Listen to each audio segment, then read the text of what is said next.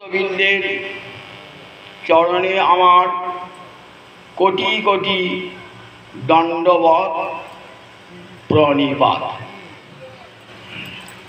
বিবাহ উপলক্ষে ভাগবত পাঠ কোথাও শোনা যায়? দেখুন, বিবাহ উপলক্ষে আমার দাদা এখানে নিজের নাতির বিবাহ উপলক্ষে ভাগবত পাঠের আয়োজন করেছে। কি প্রশংসনীয় দৃষ্টান্ত দেখুন একবার, যে বিবাহ একটি মঙ্গলজনক কার্য, যুগল জীবন যাতে সার্থক হয়, সুখী হয়, তার জন্য তো ভগবানের আরাধনার প্রয়োজন আছে। তাই শ্রীমদ্ ভাগবত পাঠের আয়োজন করে দাদা আমার প্রশংসনীয় দৃষ্টান্ত জগতে স্থাপন করেছেন। পাঠের প্রারম্ভে আমি ভগবানের কাছে প্রার্থনা করি, যাদের বিবাহ উপলক্ষে এই ভাগবত পাঠের আয়োজন, তাদের দাম্পত্য জীবন যেন পরম সুখের হয়, কৃষ্ণ ভক্তিকে অবলম্বন করে তাদের যুগল জীবন যেন পরমানন্দে অতিবাহিত হয়।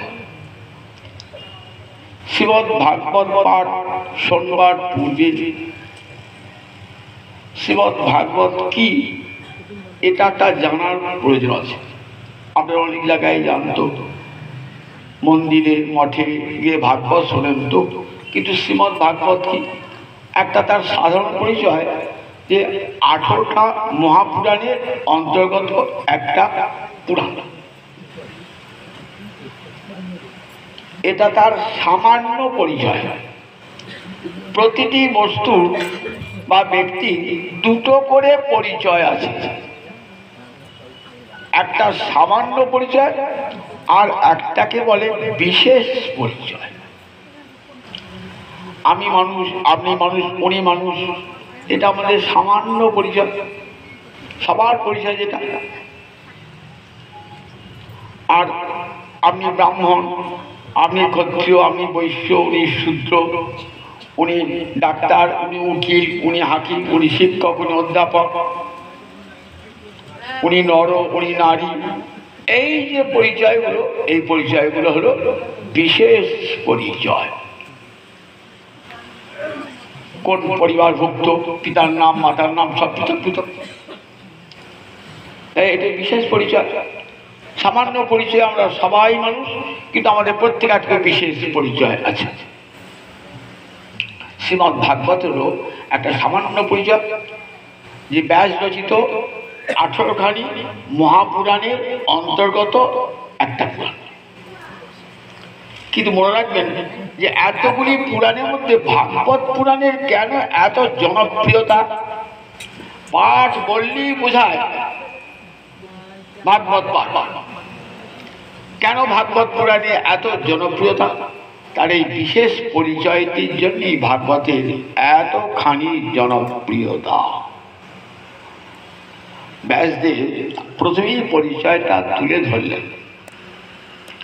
নিগম কল্পতরুর গলিতং ফলং সুকমুখাদি অমৃত দ্রব সংযুতং পিবত ভাগবতং রসমাল মুহুরহ রসিকা ভুবি ভাবুকা। শ্রীমদ্ ভাগবতের বিশেষ পরিচয় কি? নিগম কল্পতরুর গলিতং ফলং। নিগম কল্পতরুর গলিত ফল। নিগম কাকে বলে? নিতরাং গময়তি ব্রহ্ম বোধয়তি। যে শাস্ত্র অনুসরণ করে ব্রহ্মপ্রাপ্তি ঘটে, অর্থাৎ বেদকে আমরা কি বলি? নিগম। তাকে বলা হয়েছে কল্পতরু। কল্পতরু শব্দ অর্থ যে তরুর কাছে গিয়ে আপনি যা কল্পনা করবেন তাই পাবেন, তাই কল্পতরু। এখানে সেরকম কোনো গাছ দেখতে পান, কোনো বৃক্ষ দেখতে পান? আম গাছের কাছে দাঁড়ালে সে আম ফলই দেবে, সে তো আর কাঁঠাল দেবে না। কাঁঠাল তলায় দাঁড়ালে সে কাঁঠাল দেবে, সে আম দেবে না। জাম গাছের তলায় দাঁড়ালে জামই দেবে, অন্য কোনো ফল দেবে না। কাজে এখানকার কোনো কল্পতরু না। কিন্তু আছে স্বর্গের উদ্যানে, ইন্দ্র রাজার উদ্যানে একটা বৃক্ষ আছে। সেই বৃক্ষটা যা চাইবেন তাই দেবে, যে ফল চাইবেন সেই ফল দেবে। সেই গাছটাকে কি নাম? কল্পতরু।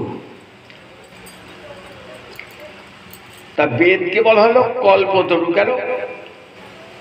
বলে মানুষের চারটে জিনিস মানুষের চাহিদা, অভিষ্ট বস্তু: ধর্ম, অর্থ, কাম, মোক্ষ। যারা ভোগ মার্গের মানুষ তারা কি চান? তারা কাম্য বিষয় চান, কাম্য বিষয়কে লাভ করবার জন্য অর্থ চান।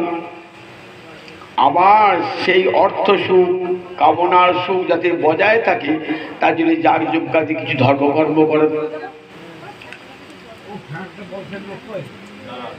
এটা হলো বিষয় লোকের, ভোগী লোকের ধর্ম, ধর্ম অর্থ কাম। আর একদম মানুষ আছেন তারা বলেন না, ভোগে সুখ নাই, ভোগ থেকে মুক্তি পেতে চান তারা। ভোগ মানে দুঃখের আঘাত, তাই তারা ভোগ ত্যাগ করে মুক্তি সুখের সন্ধানী হন, তারা চান মুক্তি। তাহলে বেদ কি দান করতে পারে? আপনি ধর্ম, অর্থ, কাম এটি দান করবে। আবার যদি কেউ মুক্তি চান, মুক্তি দান করবে। তাহলে মানুষ যা যা চায় তাই তাই পাবে বেদের কাছে। তাই বেদের একটা নাম হলো কল্পতরু। বেদকে বলা হয় কল্পতরু। সেই নিগম কল্পতরু গলিত ফল শ্রীমদ্ ভাগবত। গলিত শব্দের অর্থ কি? শ্রীজীব গোস্বামী টিকায় ব্যাখ্যা করছেন। শ্রীজীব গোস্বামী বারবার অতি পক্কং শত এব পতিতং ন কেনাপি বলাৎ পাতিতং। গলিত শব্দের অর্থ, গলিত শব্দের অর্থ আমরা মনে করি গলিয়ে যাওয়া, তো গলিয়ে যাওয়া নয়। অতি পক্কং শত এব পতিতং ন কেনাপি বলাৎ পাতিতং। তার মানে ফলটা খুব পেকে গিয়েছিল। বেদ কল্পবৃক্ষের উচ্চ শাখায় এই ভাগবত ফলটা ঝুলছিল। অতিপক্কং কৃষ্ণ প্রেম রসে ফলটা একেবারে কেমন হয়ে গিয়ে রসে ভরা হয়ে গেছিল। ফল যখন রসে ভরা হয়ে যায় আর গাছে থাকে, বৃন্তচ্যুত হয়ে পড়ে। তা ভাগবত ফলটা কোথায় ঝুলছিল? বেদ কল্পবৃক্ষের উচ্চ শাখায় পড়ে গেল। কেন? কৃষ্ণ প্রেম রসে টইটুম্বুর হয়ে গেছে। এইবার ফলটা তো গাছে থাকবে না, তাহলে ফলটা এবার পড়ে যাবে। অতিপক্ষ শত এবং মানে আপনি পড়ে গেছে। ন কেনাপি বলাৎ পাতিতং, জোরপূর্বক কেউ পারে নাই। আচ্ছা, ফলটা পড়ে গেল সরাসরি একবারে গাছের উচ্চডাল থেকে, তাহলে তো ফলটা ফেটে যাবে, রস খানিকটা বেরিয়ে যাবে, খানিকটা ধুলো ঢুকে যাবে। তাই বলে না, ভাগবত ফলটা কেমন পড়েছে না, গলিয়ে গলিয়ে পড়েছে। কিরকম? একটা শাখা থেকে আর একটা শাখা, তারপরের শাখা, তারপরের শাখা, তারপরের শাখা, এমনি করে নিচে নেমে এসেছে ভাগবত ফল। প্রথম কৃষ্ণ দিলেন তাকে, ব্রহ্মাকে, ব্রহ্মা দিলেন নারদকে, নারদ দিলেন ব্যাসকে, ব্যাস দিলেন শুককে, শুক দিলেন মহারাজ পরীক্ষিতকে। তাহলে গলি গলি আসা হলো না? কৃষ্ণ দিলেন ব্রহ্মাকে, সৃষ্টিকর্তা, ব্রহ্মা দিলেন নারদকে, নারদ দিলেন ব্যাসকে, ব্যাস দিলেন শুককে, শুক দিলেন পরীক্ষিতকে। তাহলে গলিয়ে গলিয়ে গলিয়ে গলিয়ে আসে। তাহলে ফলটা কেমন? অবিকৃত, ফাটে নাই। রস বেরিয়ে যায় নাই, ধুলো বালি ঢোকে নাই, অক্ষত অবস্থায় আছে। কেনাপি বলার প্রতিদম বললেন কেন? অনেক আমরা বাগান, আমার কারণ একটা বাগানের মালিক তো, আম বিক্রি করবেন, তা পাকা আমগুলো পেরেছেন, পাকার সঙ্গে দু চারটে কাঁচাও ভরলেন, অনেকগুলো দু চারটে কাঁচাও থেকে যায়। সেই কাঁচাগুলোকে নিয়ে কী করেন না, কাঠ বাড়ি দিয়ে পাকান, এই বাজারে বিক্রি হচ্ছে। আপনি খেয়ে দেখলেন, বাবা কাঠ বাড়িতে গন্ধ উঠছে, খেতেও ফলটা ভালো না, পাকে নাই তো, জোরপূর্বক পাকানো হয়েছে তো, আর স্বাদ পাবেন না।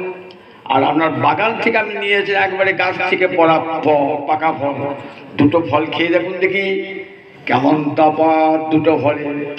একটা ফল গাছের উচ্চ শাখা থেকে পড়েছে একবারে পাকা টইটুম্বুর হয়ে, সেটা খান। আর কাঠ বাড়ি দিয়ে পাকানো একটা গাছের আম ফল খান, দুটো ফলে কত পার্থক্য বলুন দেখি।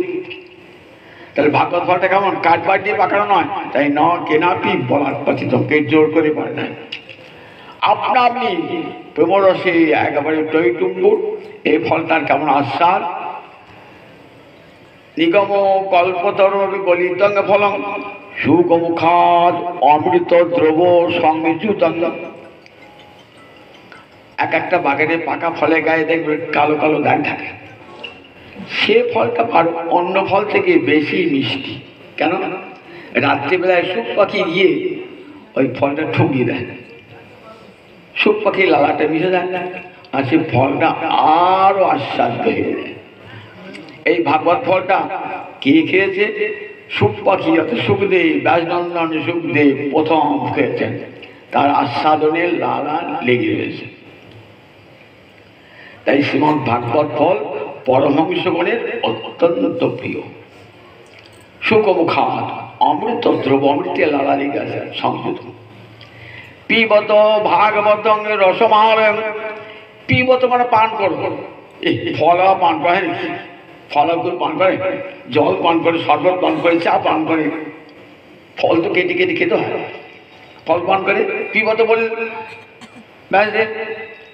বললেন এই ফলটা জগতের আর পাঁচটা ফলের মতো নয়, তার আটি নাই, খোসা নাই, অস্থি ত্বক বর্জিত। ফলের আটি আর ত্বক ফেলে যাবে, কাজে লাগে না।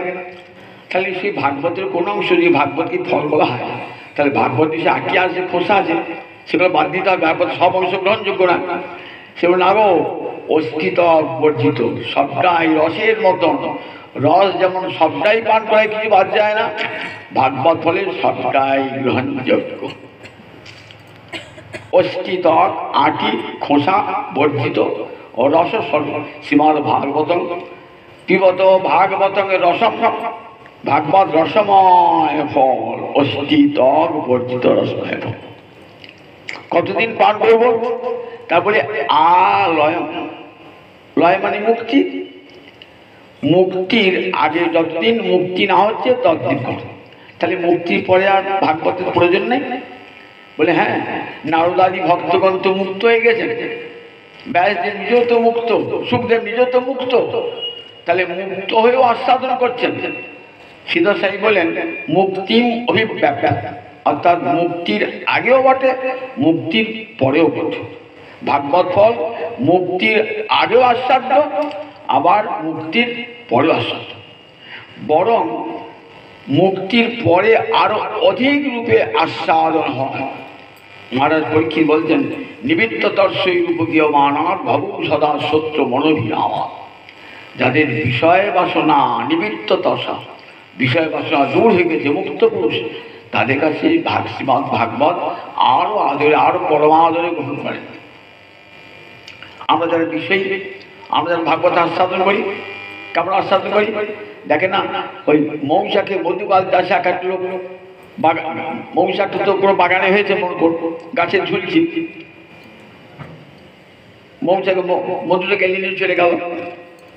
এইবার মধুটার মধ্যে কিন্তু মধুটা নিয়ে গেল, তো খাঁটি মধুটা নিয়ে চলে গেল, আর কিছু মধু গাল থেকে যা টস টস টস টস করে ঘাসের উপরে ধুলোর উপর পড়েছে। রাখালরা গরু চড়ায় না, তারা কি করে ওই চাটে, ওই দিন ওই ঘাসগুলো ধুলো করে মধুর আস্বাদন পাচ্ছে, কিন্তু ধুলো মেশানো আর এই কাঁকড় মেশানো আর ঘাস মেশানো, তবু তাদের কি মিষ্টি লাগে।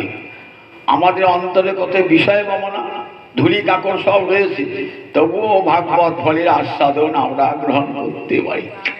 আর যারা মুক্ত পুরুষ বাসনা মুক্ত হয়ে গেছে, তারা অধিক অধিক রূপে আস্বাদন করে। তাই আবেগ মানে মুক্তি অভিব্যক্ত, অর্থাৎ মুক্তির আগেও বটে, মুক্তির পরে বটে। যারা মুক্ত পুরুষ তারা অধিক উপবিয়ম অধিক অধিক রূপে আস্বাদন করে।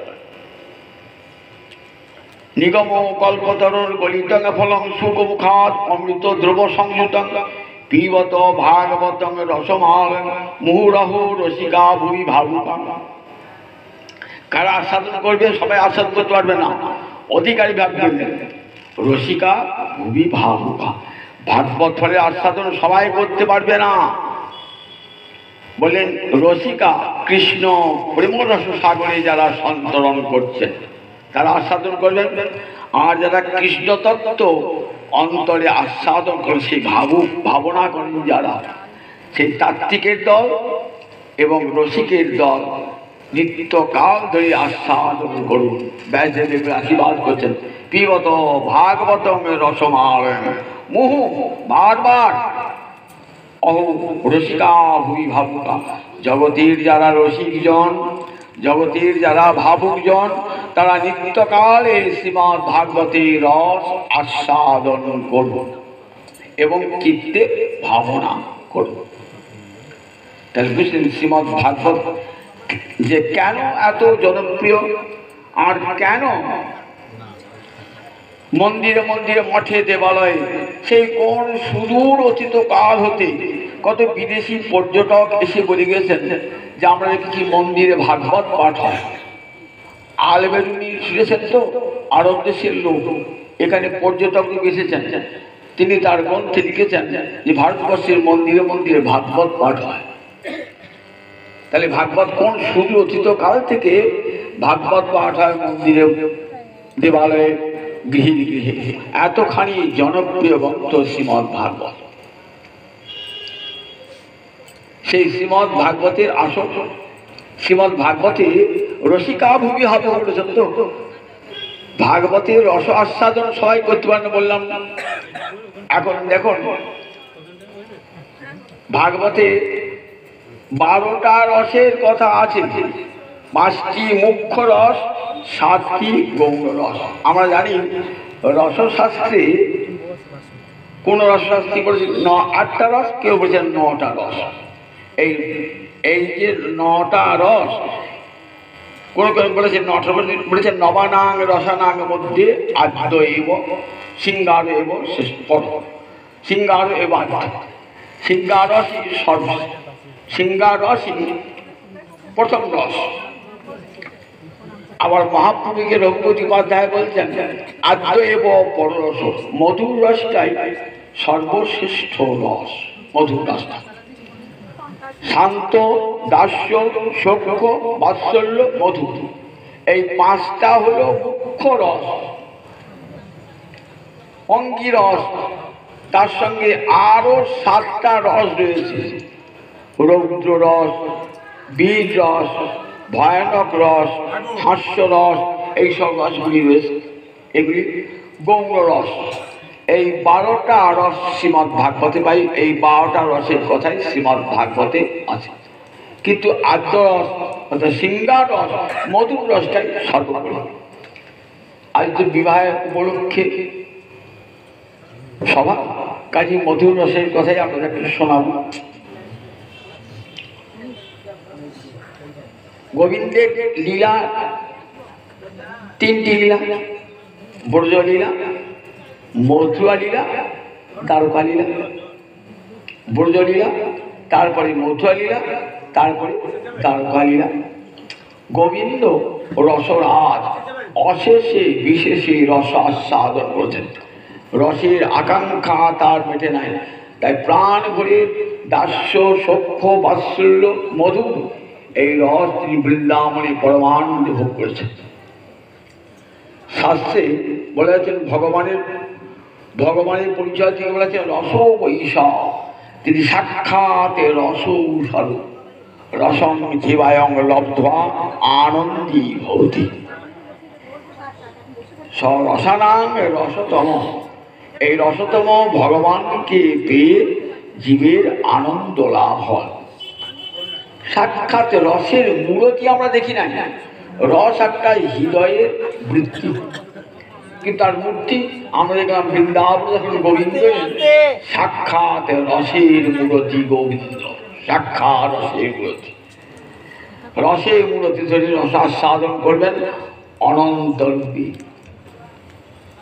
এই শান্ত, দাস্য, সখ্য, বাৎসল্য, মধু, এই পাঁচটা রস পরপর শ্রেষ্ঠ। শান্ত রস, সেখানে কোনো ভগবানের সঙ্গে সাধকের কোনো সম্পর্ক নাই, কিন্তু তার দুটি লক্ষণ কৃষ্ণনিষ্ঠা, তৃষ্ণা ত্যাগ, অর্থাৎ বিষয় বাসনা ত্যাগ এবং কৃষ্ণের অপূর্ব নিষ্ঠা, কিন্তু সম্বন্ধ নাই। দাস্যরস থেকে সম্বন্ধের সূচনা। তুমি প্রভু, আমি দাস, এই বলে দাসরস, সুন্দর রক্তপত্র এরা দাসরস আস্বাদন করছেন, আর গোবিন্দ এদের মাধ্যমে দাসরস আস্বাদন করছেন। এই দাসরসে কি আছে? সেবা। দাসরসের পরের রসের নাম সখ্য রস। শ্রীরাম সুরাম সখাগণ, কৃষ্ণের সখা, তারা সেবাও আছে, আবার সেই সঙ্গে অভিন্ন মনন। তুমি কোন বড় লোক, তুমি আমি সব। কৃষ্ণকে তারা কি বলে? তুমিও যা, আমিও তাই, তুমি আমি সব। অভিন্ন মনন, সখার অভিন্ন। তাহলে দাস্যরসের চেয়ে সখ্য রসটা বড় হল। সখ্য রসের চেয়ে বাৎসল্য রস বড়। কেন? সেখানে দাসের সেবা আছে।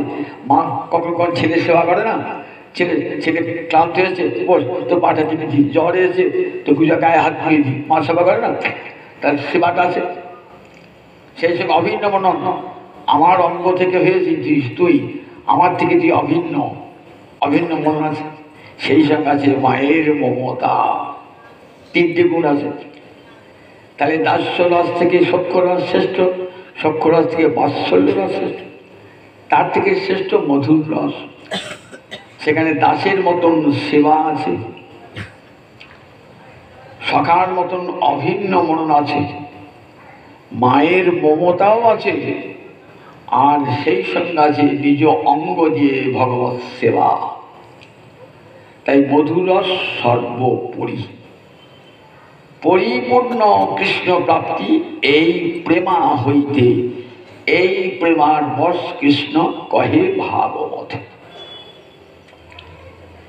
এখন আমরা দেখি কৃষ্ণ লীলাটা, কৃষ্ণ দ্বারকায় কৃষ্ণ পূর্ণ কৃষ্ণ, মথুরায় পূর্ণতর, আর বৃন্দাবনে পূর্ণতম। তাই তার যে কান্তা শক্তি, হেলাগ্নি শক্তি, সেটারও প্রকাশ কেমন?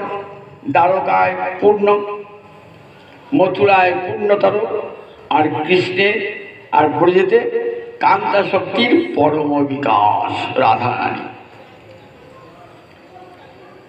তিন শ্রেণীর কান্তা শক্তি, হেলাগ্নি শক্তি আমরা দেখতে পাই। কবিরাজ গোস্বামী পাদ বলছেন কান্তাগণ হয় ত্রিবিধ প্রকার। ত্রিবিধ প্রকার: বৈকুণ্ঠের লক্ষ্মী, ব্রজের গোপী, দ্বারকার মহিষী, এরা কৃষ্ণের সঙ্গে হেলাগ্নি শক্তি। বৈকুণ্ঠের লক্ষ্মী, ব্রজের গোপী, দ্বারকার মহিষী, এই তিনজনকে পৃথক পৃথক বলে না। রাধারানী হতে এই সমস্ত কান্তাগণের বিস্তার। ভালো করে শুনুন, ভালো করে শুনুন। এই যে বৈকুণ্ঠের লক্ষ্মী, ব্রজের গোপী আর দ্বারকার মহিষী, এক রাধারানী হতে এই তিন গণের বিস্তার। বৈকুণ্ঠে লক্ষ্মী যারা, তারাই বৃন্দাবনের গোপী, আবার বৃন্দাবনের গোপী যারা, তারাই আবার দ্বারকায় মহিষী হয়েছে। পার্থক্যটা কি? না বৃন্দাবনের লীলাটি পরকীয়া রসের লীলা, আর দ্বারকায় বৈকুণ্ঠে সখিয়া রসে দু প্রকার নায়িকা। পরকীয়া ভাগবতী রসের উল্লাস। কেন পরকীয়া লীলা করলেন? নিজের কান্তার শক্তি কি আছে? পরবধূ রূপে সাজিয়েছেন বৃন্দাবনে। রাধাই তার নিজ কান্তার শক্তি, তিনি বৈকুণ্ঠে লক্ষ্মী। রামচন্দ্রের লালী শক্তি সীতা দেবী, তিনি আজ বৈকুণ্ঠে রাধা রানী হয়ে এলেন। পরকীয়া রসের নায়ক হলেন। কেন? পরকীয়াতে কি আছে? ধর্মের শিকল ছিন্ন, সর্বধর্মান পরিত্যাজ্য। এটা দেখানো যেত না যদি গোপী প্রেম দেখানো না যেত। সমস্ত প্রেমের গতিবেগ যত তীব্র হবে, তখন সে সমস্ত ধর্ম শৃঙ্খলা আদির বন্ধন ছিন্ন করে ছুটবে আপন প্রাণ পৃষ্ঠের দিকে। এই দেখালেন পরকীয়া রসের লীলা। একমাত্র ব্রজ ছাড়া কোথাও এই পরকীয়া রসের লীলা নাই। ব্রজ বিনু ইহার অন্যত্র নাহি বাস। যে রাধারানী তার প্রিয়া শক্তি, কান্তা শক্তি, নিজ বধূ কৃষ্ণবধূ শুক্লা বলেছেন, সেই কৃষ্ণবধূরাই আজ পরবধূ সেজেছেন। পরবধূ সেজেছেন।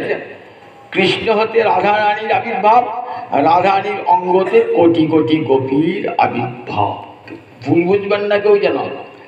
কোটি কোটি গোবিন্দ অঙ্গ, গোবিন্দ একা আছেন, দ্বিতীয় নাই। একাকী রইব রমতে, একাকী আস্বাদ হয় না। তাই গোবিন্দের অঙ্গতে রাধারানীর আবির্ভাব, গোবিন্দের বাম অঙ্গতে রাধারানীর ভাব। আবার রাধাই ভাবছেন কৃষ্ণকে সুখ দান করবো, তার জন্যে নিজেই কোটি কোটি রূপ ধারণ করছে। এক রাধারানী বৃন্দাবনে কোটি কোটি গোপী হয়েছে। সেখানে গোবিন্দের নানাবিধ রস আস্বাদন, কত প্রকার নায়িকা, তার কত প্রকার ভাব।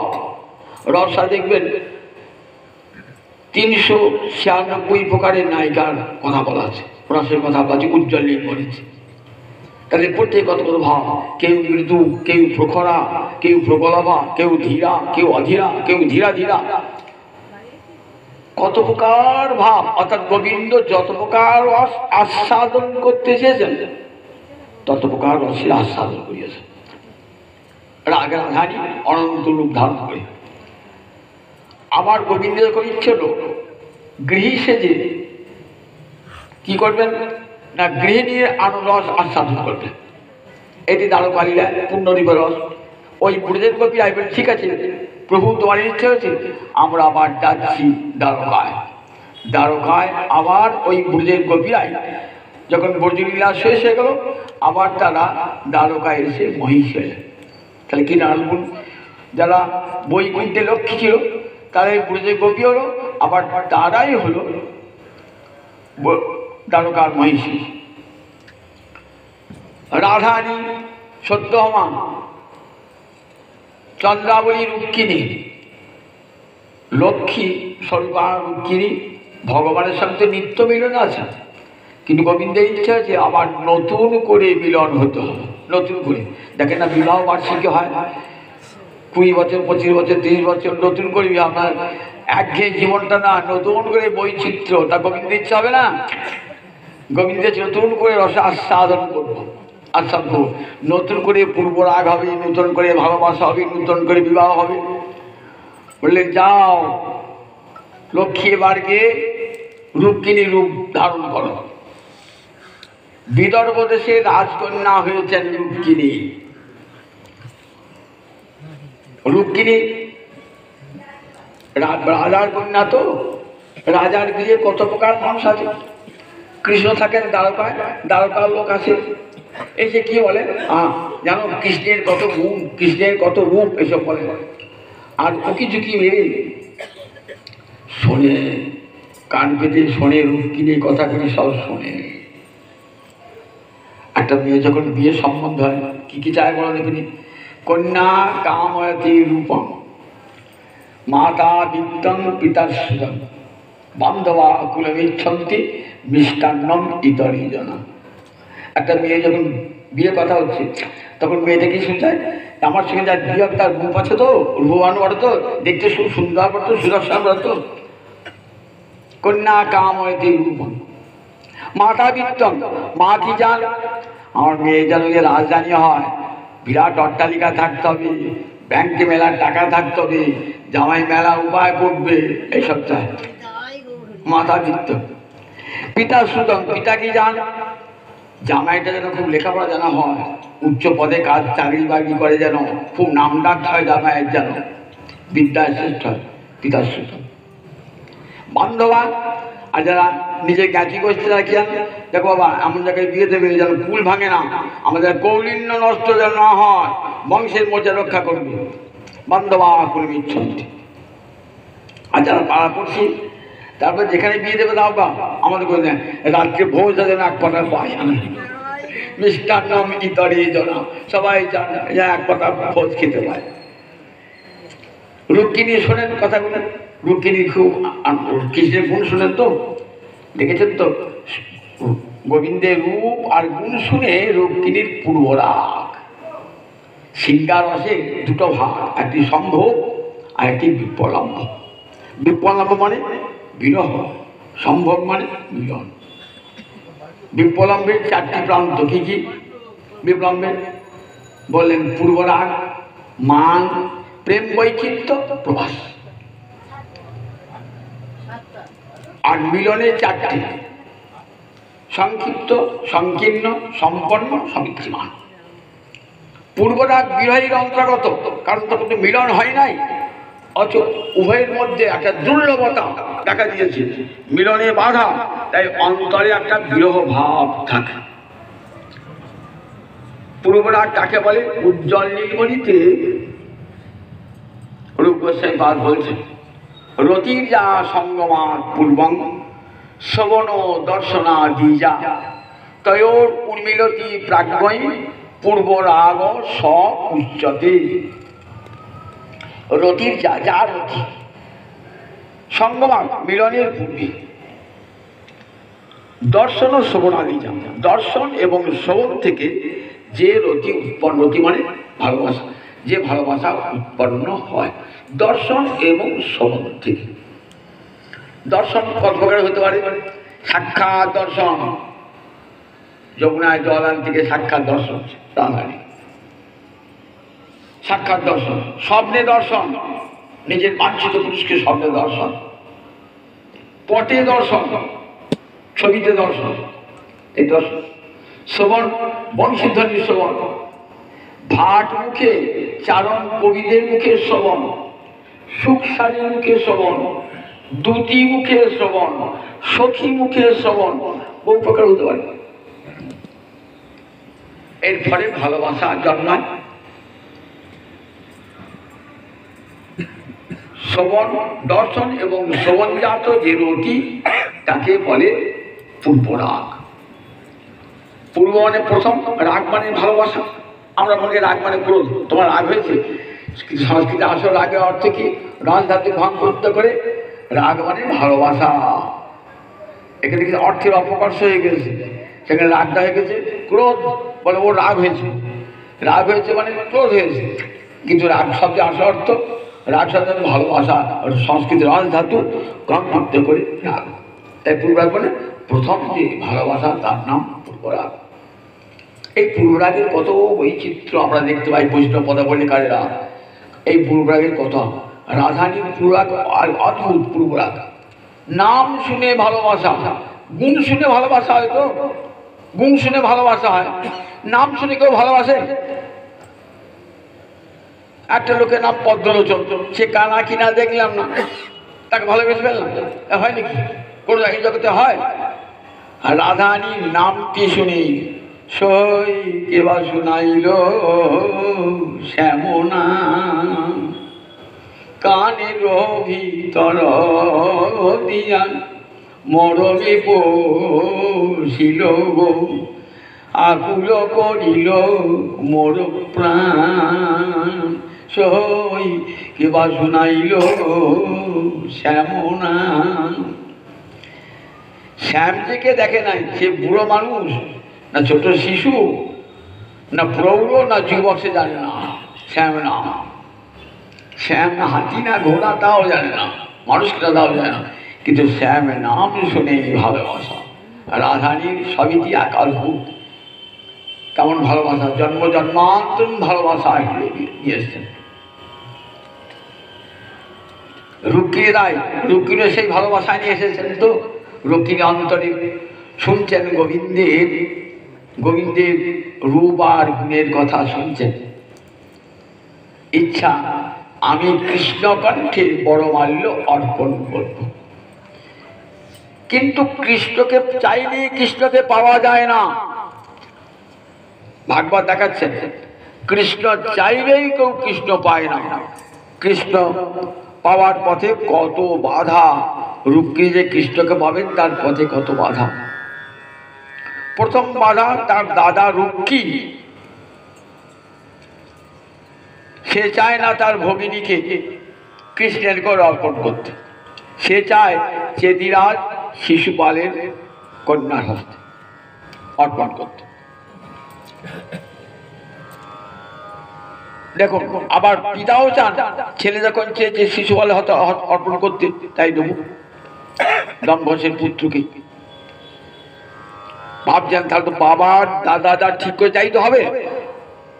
আমি তো পরাধীন নারী, আমার বিয়ে বাবা যা দেবে দাদা তাই দেবে, সেখানে দেবে। তাহলে কৃষ্ণ প্রাপ্তির পথে কত বাধা। মনে মনে ভাবছেন তাহলে কেমন করে কৃষ্ণ পাওয়া যায়, তার জন্য সাধনার দরকার। তো তাই আরম্ভ হল রুক্মিণীর কৃষ্ণ সাধনা। কেমন করে কৃষ্ণ পাওয়া যায়? একটি পত্র লিখলেন, নিজের মনের ভাব ব্যক্ত করে পত্র লিখলেন। ভাগবতে এই পত্র কাব্যের সূচনা।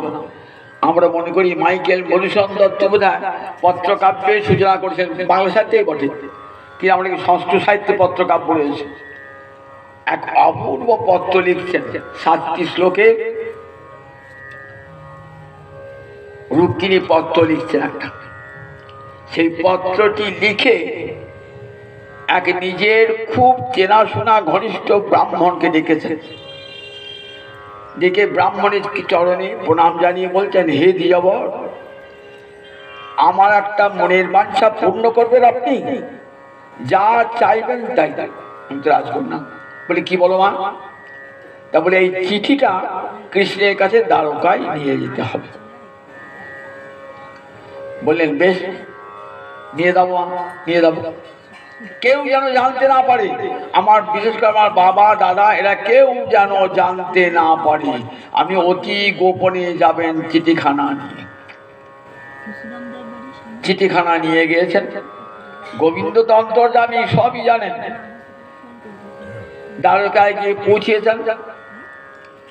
কৃষ্ণ তখন সেই ব্রাহ্মণকে নিজ গৃহে পেয়ে তার আতিথ্য সৎকার করলেন। গৃহে অতিথি এলে কেমন করে সৎকার করতে দেখাচ্ছেন ভগবান নিজে।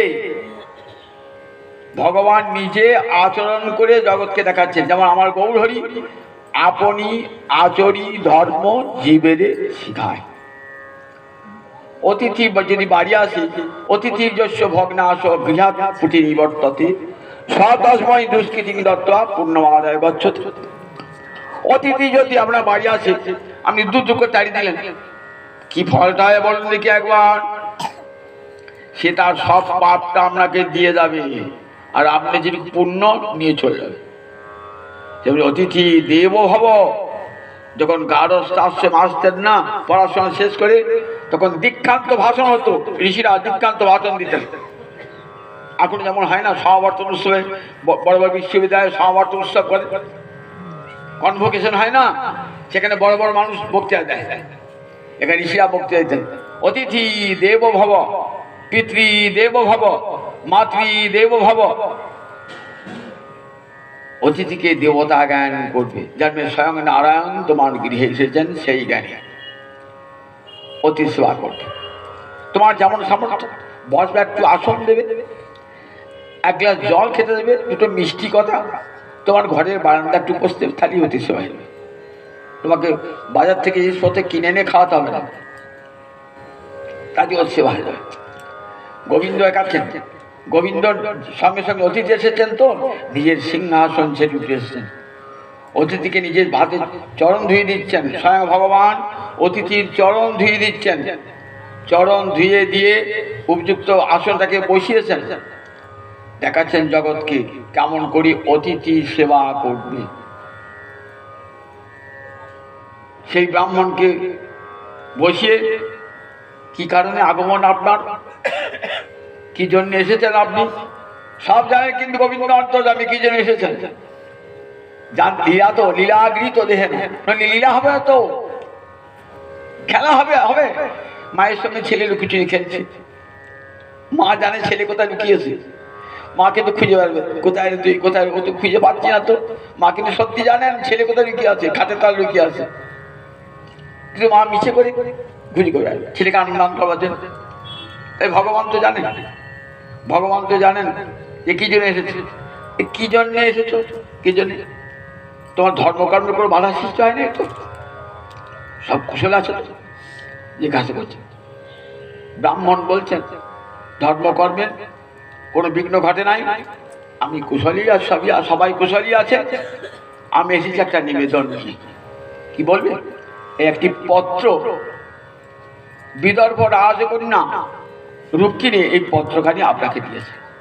ব্রাহ্মণ তুই বড় পত্রখানি, যদি পত্রখানি ব্রাহ্মণ না পড়তেন তাহলে আমরা জানতেই পারতাম না যে রূপকিনী চিঠি কি লিখেছে। যদি কৃষ্ণ কৃষ্ণ লুকিয়ে পড়তেন, দেখেছেন তো লুকিয়ে পড়তেন, প্রেম পত্র তোকে দেখিয়ে পড়ে নাকি লুকিয়ে পড়ে সবাই। যদি ব্রাহ্মণ না পড়তেন তাহলে আমরা পেতাম না। ব্রাহ্মণকে পড়তে দিয়েছেন, ব্রাহ্মণ পড়ছে, কি সুন্দর দেখুন সম্ভাষণটা, কেমন সুন্দর দেখুন। শ্রুত্বা গুণান ভুবন সুন্দর ছিন্নতাঙ্গতে কর্ণ বিবরৈ নির্বিশ্য হরতু অঙ্গতাপম রূপং দিশিমতাং দিশাং অখিলার্থ লাভং অচ্যুত চিত্তম চিত্তং আবি তৈ আবিশতি মম চিত্তং অপত্রপং। কিন্তু প্রথমে কি বলে সম্বোধন করছেন? ভুবন সুন্দর, ভগবানকে সম্বোধন করছেন। আগে চিঠিতে কি লিখতেন? আগে এখন তো ফোন হয়ে গেছে, তখন ফোন ছিল না, তখন চিঠি লেখালেখি ছিল। সেই চিঠিগুলো আগে একটা সাহিত্য হয়ে যেত। তাদের হচ্ছে প্রেমিক প্রেমিকাকে লিখতেন প্রিয়তমে, প্রেমিকা লিখত প্রিয়তম। কি লিখছেন রাধা রুক্মিণী? ভুবন সুন্দর, হে ভুবন সুন্দর শ্রুত্বা গুণান, কত তোমার গুণ। সেই গুণের কথা শুনতে শুনতে কর্ণ বিবরৈ নির্বিশ্য, আমার দুটো কান দিয়ে প্রতিদিন তোমার গুণের কথা শুনতে পাই। ভগবান অনন্ত গুণের অধীশ্বর, আর্ত হয়ে যদি একবার ভক্ত ডাকে হে গোবিন্দ, চোখের জল ফেলে। দ্রৌপদী ডাকছে এসো, এতগুলি সভাস্থ লোকের মাঝে আমাকে দুঃশাসন, আমাকে নির্বস্ত্র করতে চায়, তুমি এসে কৃপা করে আমার লজ্জা দূর করো। ভগবান ছুটে এসেছেন, থাকতে পেরেছেন? ভগবান ছুটে এসেছেন, ছুটে এসে তাকে রক্ষা করেছেন। প্রহ্লাদ ডাকছেন গোবিন্দ, দেখো আমার পিতা আমাকে কত অত্যাচার করছে, তোমার কি দোষ আমার, তোমার নাম করেছি বলে। ডাকতেও হয় নাই প্রহ্লাদকে, দ্রৌপদী ডেকেছেন, প্রহ্লাদকে ডাকতেও হয় নাই, ভগবান ছুটে এলেন, প্রহ্লাদকে রক্ষা করলেন। ধ্রুব চোখের জল ফেলে ডাকছেন ভগবানকে, একবার দেখা দাও সে হই। ধ্রুব 5 বছর ছেলেকে ধ্রুবকে সে ডাকা দিলেন ভগবান। গজেন্দ্র তাকে কবির পায়ে ধরে চেপে, গজেন্দ্র ডাকছে বাঁচাও বাঁচাও, ভগবান ছুটে এলেন। কত ভক্তবাৎসল্য ভগবানের গুণ। ভগবানের বলছে আমার ভক্ত আমার কান্তা শক্তির চেয়েও বড়, আমার লক্ষ্মীর চেয়েও বড়, আমার ভক্ত আমার কাছে। সুদামা উপাখ্যানে দেখালেন লক্ষ্মী দেবীকে পরিত্যাগ করে সুদামাকে সে আলিঙ্গন করে। তারপরে কত তোমার গুণ, সুত্ব গুণান ভুবন সুন্দর ছিন্নতা, যারা বসে বসে শুনছে তোমার গুণের কথা, কর্ণ বিবরৈ নির্বিশ্য, দুটো কানের গর্ত দিয়ে প্রবেশ করে তাপম হরত। ত্রিবিধ তাপ মানে ত্রিবিধ তাপ কি কি? আধ্যাত্মিক, আদিদৈবিক, আদি ভৌতিক। এই তিনটে তাপ সমস্ত জীবকে ভোগ করতে হয়। আধ্যাত্মিক মানে দেহের এবং মনের অসুখ, তাকে বলে আধ্যাত্মিক। দেহ থাকলেই কষ্ট হবে, মন থাকলেও মনের উপর নানা রকম প্রভাব পড়ে, কখনো সুখ কখনো দুঃখ ভোগ করতে হয়। আদিদৈবিক, দেবতাদের একবার ভয়ঙ্কর বন্যা দেখা দিল, বজ্রপাতে হঠাৎ মানুষ মরে গেল, ভূমিকম্পে বড় বাড়ি পড়ে যাচ্ছে লাগলো, কত মানুষ মরে গেল, এগুলো আদিদৈবিক। আদি ভৌতিক, ভূত হতে অর্থাৎ মানুষ হতে বা অন্য প্রাণী হতে। সুন্দরবনে মানুষ এবার রাত্রে ভালো করে ঘুমতে পারে না, বাঘের ভয়, কখন বাঘ ঢুকে পড়বে, কোথায় সাপ ঢুকে পড়বে ঘরে, বড় বড় সাপ ঢুকে পড়বে, তার সাপের ভয়, কুকুরের ভয়, বিচের ভয়, এই ভয়গুলোকে বলে আদি ভৌতিক। এই ত্রিবিধ তাপ সবাইকে ভোগ করতে হয়। তবে হে গোবিন্দ, তোমার গুণ যারা কান পেতে শোনে তাদের ত্রিবিধ তাপ দূর হয়ে যায়। আর রূপং দৃশিবতাং অখিলার্থ লাভ, যাদের চক্ষু আছে তাদের চক্ষুর সার্থকতা কিসে? গোবিন্দ রূপ দর্শনে। তাদের একবার যদি কেউ গোবিন্দ রূপ দর্শন করে আর অন্য কোন রূপ দর্শন করতে ইচ্ছা হবে না। কবি জ্ঞানদাস বলছেন, রূপেরও পাথারে আঁখি ডুবিয়া রহিল, যৌবনে বনে মনে হারাইয়া গেল, ঘরে যাইতে পথে মোহর হইল অফুরান, অন্তরে বিদরে হিয়া না জানি কি করে প্রাণ। রূপ দর্শন করে বলছে, রূপের রূপ দেখবো কি? রূপের সমুদ্রে আমার দুটো চোখ ডুবে গেল। ললিতা বিশাখা বলছে, কেমন দেখলি কৃষ্ণ? বলবো কি করে, চোখ তো বেশিক্ষণ তাকাতে পারে না, রূপের সাগরে ডুবে গেছে। মনটা ছিল না, মনটাও যৌবনে অরণ্যে হারিয়ে গেল। কৃষ্ণাঙ্গ রূপ, কৃষ্ণ রূপামৃত সিন্ধু, তাহারও তরঙ্গ বিন্দু, এক বিন্দু জগত ডুবায়। মহাপ্রভু বলছেন, গম্ভীরাজ কাঁদতে কাঁদতে বলছেন, জানো সর্বদামোদর কেমন কৃষ্ণের রূপ জানো? কৃষ্ণ রূপামৃত সিন্ধু, তাহারও তরঙ্গ বিন্দু, এক বিন্দু জগত ডুবায়। কৃষ্ণ রূপে এমন, তার এক বিন্দু জগৎকে ডুবিয়ে দেয়, এক বিন্দু জগৎকে ডুবিয়ে দেয়। সেই রূপের কথা, সেই রূপের কথা যদি কেউ একবার সেই রূপ দর্শন করে, দৃশিমতাং অখিলার্থ লাভ। যাদের চক্ষু আছে, চক্ষুর্বান ব্যক্তির দুটো চোখ সফল হয়ে যায়, সফল হয়ে যায়। তাই তোমার রূপের কথা, তোমার গুণের কথা শুনে আমি কি করেছি? আমি আমার মনটাকে অর্পণ, আত্মাকে অর্পণ করেছি। তুমি আমার স্বামী, আমি তোমার কণ্ঠে বর্মাল্য পড়াতে যাই। কিন্তু কত বাধা। আমার পিতা চায় না তোমার কণ্ঠে বর্মাল্য দিই, আমার ভাই চায় না তোমার কণ্ঠে বর্মাল্য দিই, কিন্তু আমি তোমাকে ছাড়া কাউকে বিবাহ করব না।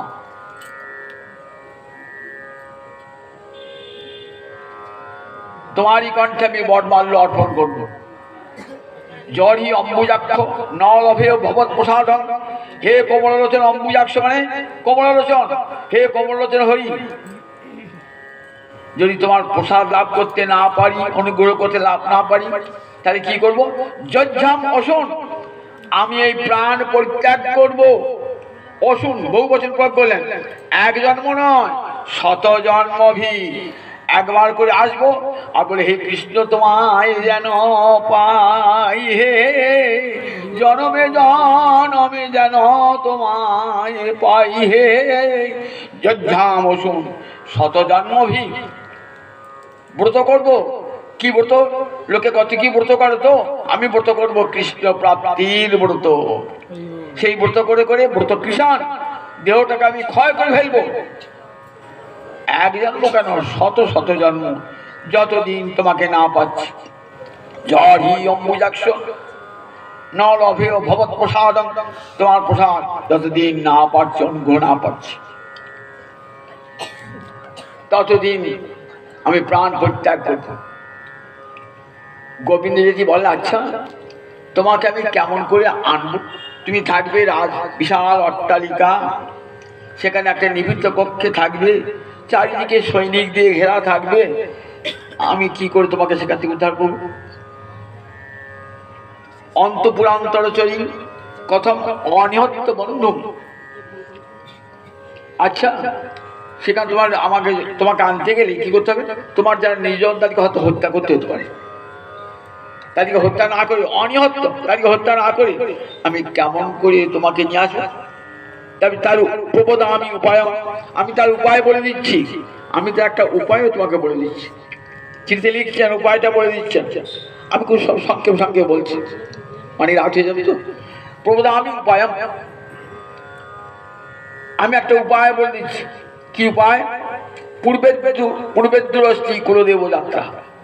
জানো, আমাদের বংশে একটা রীতি আছে, বিবাহের পূর্বদিন আমাদের বংশে যে দেবী কুলদেবী অম্বিকা দুর্গা, তাকে প্রণাম করতে হয়, তাকে পূজা করতে হয়। আমি যাব অম্বিকা দেবীর পূজা করতে, সঙ্গে যাবেন মাতৃ সমান রমণীগণ, সঙ্গে সৈনিকাদি যাবে। আমি পূজা করে যখন আসবো তখন তুমি আমাকে হরণ করবে। রাক্ষস বিবাহ 8 প্রকারের বিবাহ আছে।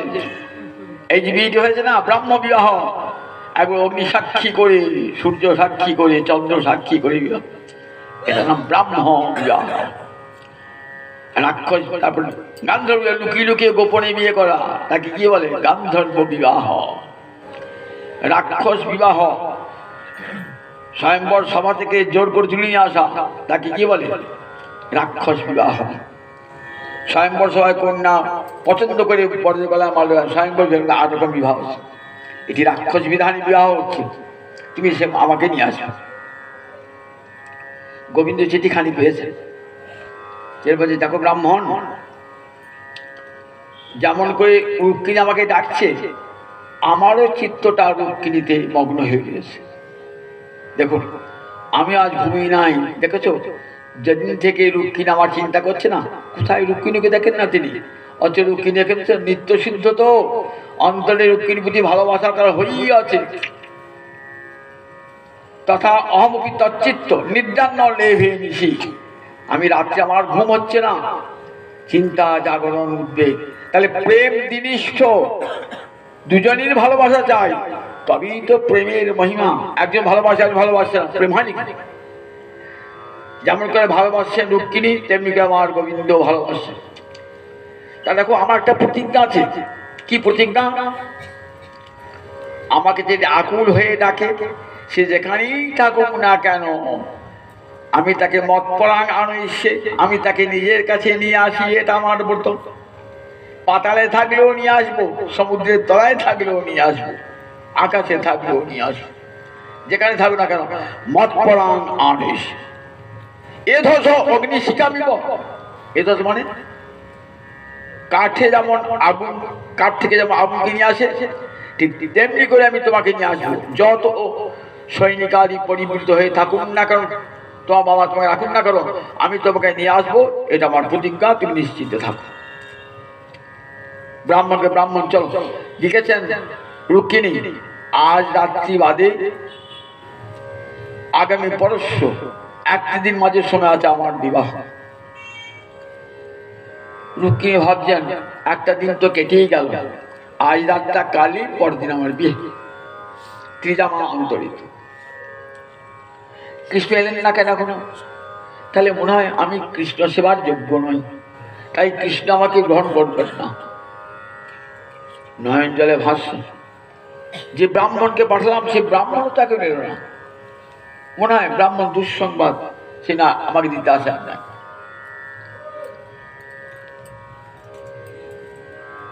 আগমনং কাঙ্ক্ষন্তা, আগমন প্রার্থনা করছেন, কখন আসবেন কৃষ্ণ, আসবেন বা সে ব্রাহ্মণ আসবেন, এই মনে মনে প্রার্থনা করছেন।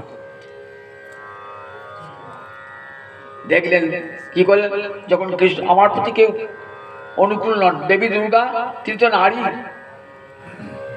শিবরা পাষাণ, মা তুমিও পাষাণই হলে নাকি? তুমি নারী হয়ে নারী অন্তর বেদনা বুঝতে পারলে না? আমাকে তুমি কৃপা করবে না গৌরী? মনে মনে ভাবছেন। যখন মনে মনে ভাবছেন না এই কথা, তখন ভাবছেন যে আমার তো মৃত্যু হবেই, আমি তো প্রাণ পরিত্যাগ করবো, আমি তো কখনো ওই শিশুপালের কণ্ঠে মাল্য অর্পণ করতে পারবো না, আমি কৃষ্ণকণ্ঠ ছাড়া আমি তাকে প্রাণ বিসর্জন দিয়ে দেবো। যাবার আগে একবার গোবিন্দ চরণ কমল হৃদয়ে ধ্যান করে যায়, অনেক ধ্যান অন্তরে গোবিন্দের চরণ কমল ধ্যান করছেন। করতে করে দেখছেন বাম উরু, বাম বাহু, বাম নেত্র স্পন্দিত হতে লাগে। নারীর যদি বাম অঙ্গ স্পন্দিত হয় তাহলে শুভ লক্ষণ, আর ডান অঙ্গ হলে অশুভ লক্ষণ। নিমাই সন্ন্যাসী দিনে বিষ্ণু বিরাট ডান অঙ্গ লাপাচ্ছে, জানলেন ক্ষতি হবে, আমার কোনো অমঙ্গল হবে। পুরুষের ঠিক বিপরীত, তাই বাম উরু, বাম বাহু, বাম নেত্র স্পন্দিত হতে লাগে। ঠিক তারপর চোখটা যে খুলেছেন দেখছেন ব্রাহ্মণের সাহায্য। ব্রাহ্মণ ইঙ্গিতে জানিয়ে দিলেন কৃষ্ণ এসে গেছেন। ব্রাহ্মণ আবার কৃষ্ণকে নিয়ে এসেছেন একবারে, এক রাত্রে উড়িয়ে নিয়ে চলে এসেছেন একবারে রথে করে। রথের 4টে ঘোড়া একবার যেন পঙ্কিরাজ ঘোড়া একবারে উড়িয়ে নিয়ে এসছে। মেঘ পুষ্প, বরাহক, শৈব্য, সুগ্রীব, 4টে ঘোড়ার নাম একবারে উড়িয়ে নিয়ে চলেছে। আনর্তাৎ এক রাত্রেন বিদর্ভান অগমত, বিদর্ভ নিয়ে চলেছে। কৃষ্ণ এসেছেন, একটা রটে গিয়েছে। ব্রাহ্মণকে বিদায় দিলেন, প্রণাম জানালেন। ব্রাহ্মণ, আমি তো নারী পরাধী না, তোমাকে কিছু উপহার দিতে পারছি না, আর কথাটিও যেন জানা যায় না। আমি যেদিন সত্যিকার নিজের সংসার করতে পারবো সেদিন আমি তোমাকে মহামূল্যবান উপহার দান করব। তাই এখন শুধু প্রণাম জানাই। এই প্রণামে যারা কি জানালেন, প্রণত্যাৎ নিত্যং ব্যঞ্জয়া মাস, শ্রীধরস্বামী ঠিকায় বলছেন। রুক্মিণী প্রণাম করে জানালেন, হে ব্রাহ্মণ, আমি তোমার কাছে ঋণী হয়ে রইলাম, একদিন তোমার ঋণ আমি শোধ করব। কৃষ্ণ এসেছেন তো বিদর্ভপুরের রমণীরা, কৃষ্ণ নাম শুনেছেন তো, একবার দেখে কৃষ্ণকে সব যে যেখানে ছিলেন না, অট্টালিকার থেকে, বারান্দা থেকে, ওপরে ছাদ থেকে সবাই কৃষ্ণ দেখবার জন্য ছুটছেন, ছুটেছি যে যেমন অবস্থায় ছিল। কেউ স্নান করছিলেন, সেই স্নান অবস্থায় ছুটে চলে এসছেন। কেউ মাথা যাচ্ছিলেন, ছুটে চলে যায় একবার কৃষ্ণকে দেখবো। সবাই দেখছে রূপে মানুষটাকে দেখবো, কি অপূর্ব রূপ। রাস্তায় যখন চলে যাচ্ছেন না, রথে চলে যাচ্ছেন যখন না, তখন সবাই দেখছেন অপূর্ব করে, এত রূপ, এক অঙ্গে এত রূপ নয়নে না ধরে। দেখে এলাম তারে সহই, দেখে এলাম তারে, একই অঙ্গে এত রূপ নয়নে না ধরে। এত রূপ দেখে নয়ন ফাট আছে। সবাই বলছেন, দেখ রুক্মিণী যোগ্য বর এই একমাত্র কৃষ্ণ। রুক্মিণী যেন কৃষ্ণকে পায়। আমরা আমাদের সব যা কিছু সৌভাগ্য ছিল সব দিয়ে দিচ্ছি রুক্মিণীকে। আমাদের যা কিছু বর ছিল পাওনা, যদি কেউ দেবতারা দিয়ে থাকে, উপাসনা করে থাকেন, সেটা সব দিলাম, সেই পুণ্যের ফল দিলাম রুক্মিণীকে। রুক্মিণী যেন গোবিন্দকে পায়। বিদর্ভরাজ ভাবছেন তো সব আত্মীয় কুটুম্ব স্বজন এসেছেন, প্রত্যেক বহু রাজারা এসেছেন, তার থাকার ব্যবস্থা করেছেন। ভাবছেন কৃষ্ণ এসেছেন, আমার মেয়ের বিয়ে থাকবার জন্য এসেছেন। তিনি ভাবছেন না আমার মেয়েকে হরণ করবার জন্য এসেছেন, বিয়ে দেখেছেন, তাহলে জন্য পৃথক ব্যবস্থা রেখেছেন। কৃষ্ণ একা এসেছেন, কাউ করেন নাই। কিন্তু বলরাম শুনতে পেরেছেন কৃষ্ণ একাই গিয়েছে। দেখেন কেমন ঢাড্ডি বাৎসল্য। বলরাম ছুটতে ছুটতে এসে বিশাল সৈন্য দল নিয়ে। এদিকে শিশুপালও প্রস্তুত। শিশুপাল ভাবছে যে যুদ্ধ তো হবে। তখন শিশুপাল কি করছে, জরাসন্ধ আদি সব শত্রুগণকে নিয়ে এসছে, চলো একসঙ্গে আমরা যুদ্ধ করবো, কৃষ্ণকে রূপ। তারাও বিশাল সৈন্য বাহিনী এসছে, বিশাল রাজার রাজধানী, সেখানে সব থাকার ব্যবস্থা হয়েছে। এইবার পরের দিন বিবাহের দিন কি হবে, দিনের বেলাতে বিবাহের দিন দিনের বেলায় রুক্মিণীকে নিয়ে যাচ্ছেন বয়স্ক প্রাচীনা রমণীরা, চলো মায়ের কাছে পূজা করতে হবে। যাচ্ছেন তো ভবান্না পাদ পল্লবং দ্রষ্টুম, ভবানী দেবী ভবানীর চরণ কমল অর্চনা করতে দর্শকে যাচ্ছেন, কিন্তু অনুধ্যান করছেন গোবিন্দ চরণাম্বুজম অনুধ্যায়। গোবিন্দের চরণ চিন্তা করতে করতে যাচ্ছে। আজ মনে করি ব্রাহ্মণ পত্নীরা পূজা করালেন, পূজা হলো, পূজা টুজা সে কি প্রার্থনা করলে মনে মনে, ভুয়াত কৃষ্ণ মে ভগবান পতি, ভগবান কৃষ্ণ আমার পতি হন, তদ অনুমোদতাং, হে দেবী তুমি কৃপা করো, হে গণেশ জননী, হে শিব সংযুতা দেবী তুমি কৃপা করে আমার আশীর্বাদ করো, কৃষ্ণ যেন আমার পতি হয়।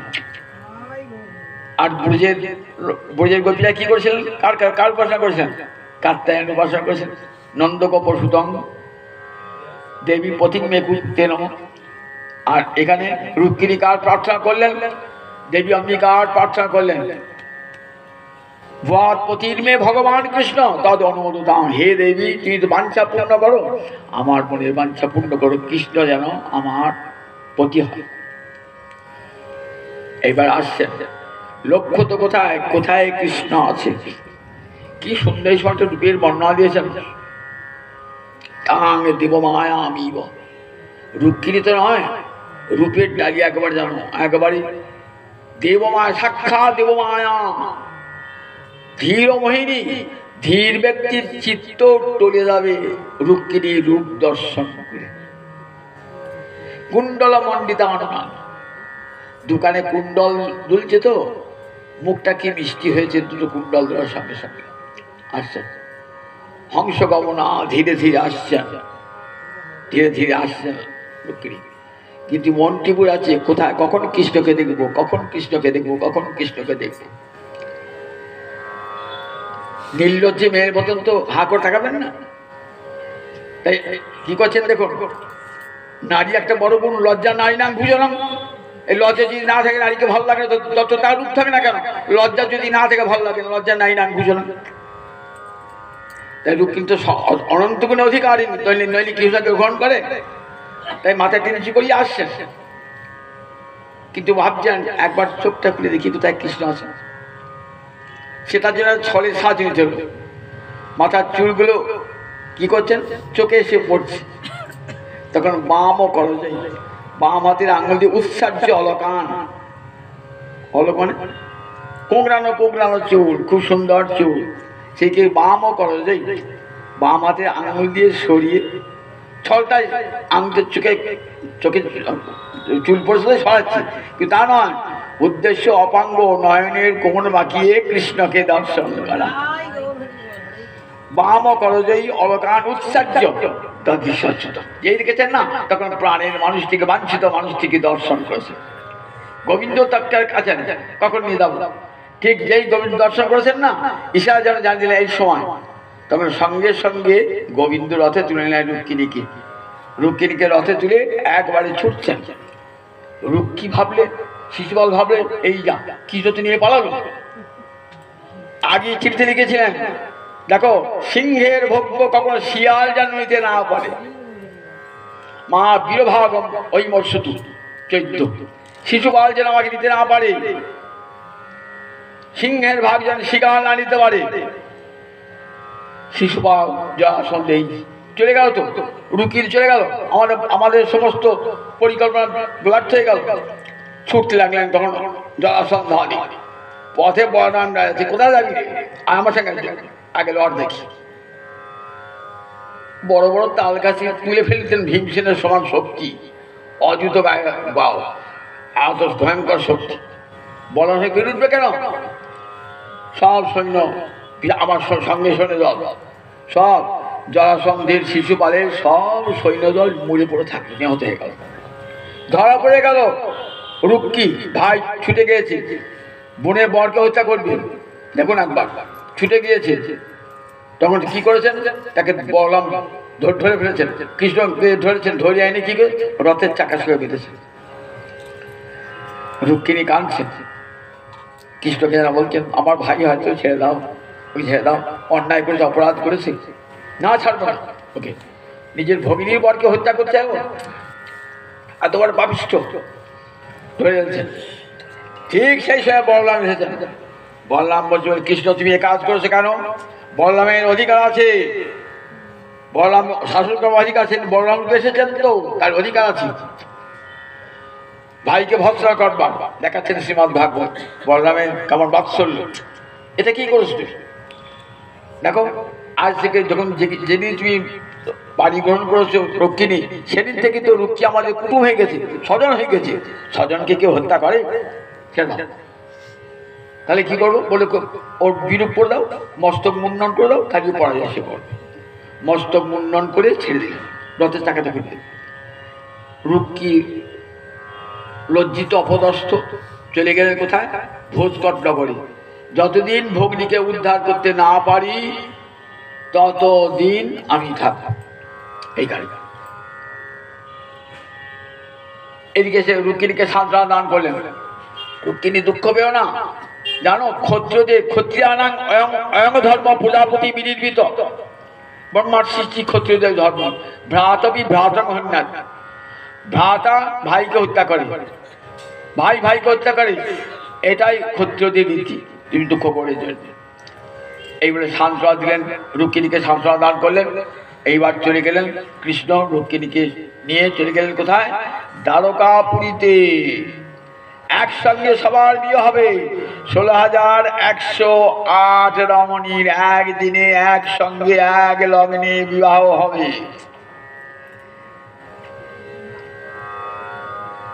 14,000 রমণীকে উদ্ধার করেছে কোথা থেকে? 16,000 রমণীকে উদ্ধার করেছে কোথা হতে? 16,000 রমণী নরকাসুরের কাছ থেকে। নরকাসুর কোথাকার রাজা ছিল বন্ধ করি? এখন এখানে আসাম বলেন না, প্রাগজ্যোতিষপুর, সেখানকার রাজা 16,000 কন্যাকেও বন্দি করে রেখে দিয়েছে। কৃষ্ণকে মুক্ত করলেন 16,000 রাজকন্যাকে। 16,000 রাজকন্যাকে মুক্ত করে নিয়ে এলেন, বলে যাও তোমাদের বাড়ি চলে যাও। কিন্তু বাড়ি গেল বটে, বললেন দেখো তোমরা রাজার বন্দিশালায় ছিলে, সুতরাং তোমাদেরকে আর কেউ বিবাহ করবে না, তোমরা ফিরে যাও, যে তোমাদেরকে তোমাদেরকে মুক্ত করেছে। কৃষ্ণের কাছে এলেন। কৃষ্ণ সেই 16,000 রাজকন্যার পানি গ্রহণ করলেন। এই 16,000 এদিকে রুক্মিণী গেলেন। একদিনে বিবাহ উৎসব 16,108 হয়েছে। দ্বারকায়াং মহামত, দ্বারকায় মহান উৎসব শুরু হলো। 16,108 ঘরে একদিনেই কৃষ্ণ সবারই পানি গ্রহণ করছে। কি অদ্ভুত বলুন দেখি, যে এটা এই বিয়েটা সারলাম, তারপর ওই বিয়েটা, এই বিয়েটা সারলাম, এই বিয়েটা অবাক দেখছেন সবাই একই সঙ্গে 16,108 মহিষীর পানি গ্রহণ করছেন একই সময়ে একই লগ্নে। যে একটা সকালে 6টায় লগ্ন হলো, একটা 8টা, একটা 9টায়, তা নয়, একই লগ্নে সবাই অবাক। দেখুন দেবশ্রী নারদকেও দেখেছেন ভগবানের অপূর্ব লীলা। গোবিন্দ পারেন নাকি? অচিন্ত শক্তি নিকেতন ভগবান, যে আমরা ভাবতেই পাই না। প্রাকৃত বুদ্ধি দিয়ে অপ্রাকৃত তত্ত্বকে আমরা জানতে পারি না। মহামহোৎসবে বিবাহ হয়ে গেল। রাক্ষসমতি যেহেতু রাক্ষস বিধানে নিয়েছেন, তাই রাক্ষসমতি বিবাহ হলো। দ্বারকায় পরম উৎসব দ্বারকায় শুরু হলো। দ্বারকায় রুক্মিণীর সঙ্গে কৃষ্ণের বিবাহ। 16,108 মহিষীর পানি গ্রহণ করলেন গোবিন্দ। জগৎকে গারস্থ ধর্মের লীলা জগৎকে দেখালেন গোবিন্দ। আমরা বিবাহ সবাই এসেছি, আমরা যুগল জীবন ধন্য হোক, তারা সুখে সপরে থাকুক, মহামহোৎসব হোক, আমার দাদার বাঞ্ছা পূর্ণ হোক, সবাই সুখে থাকুক, এই বলিয়া যেখানে ভাগবতী কথার এখানে সব বিরতি ঘোষণা করি, সব বিশ্রাম ঘোষণা করি। রাধারানী চরণের সকল যুগল জীবনের সুখ প্রার্থনা করি। তারা যুগল জীবন একসঙ্গে চলুক, সুখে থাকুক। সংগচ্ছদং সংবদ্ধম, এটা আমাদের বেদের বাণী। একসঙ্গে চলুক, এক কথা বলুক, এক মন হোক সবার। বেদের সংজ্ঞান সূক্ত শেষ সূক্ত, সেখানে চেয়েছেন সংগচ্ছদং সংবদ্ধম সঙ্গ মনাংশী জানতা। সবারই মন যেন এক হয়, সবাই যেন একসঙ্গে চলে, সবাই সঙ্গে এক সুরে কথা বলে। এটি হোক সর্বজগৎ জুড়ে হোক, সকলের মধ্যে হোক, স্বামী স্ত্রীর মধ্যে বটেই, সকলের মধ্যে হোক এই এক মন। যুগল জীবন ধন্য হোক, সার্থক হোক, গোবিন্দের করুণা রাশি রাশি রাশি বর্ষিত হোক। এই বলিয়া যেখানে হরিকথা জানি তাই।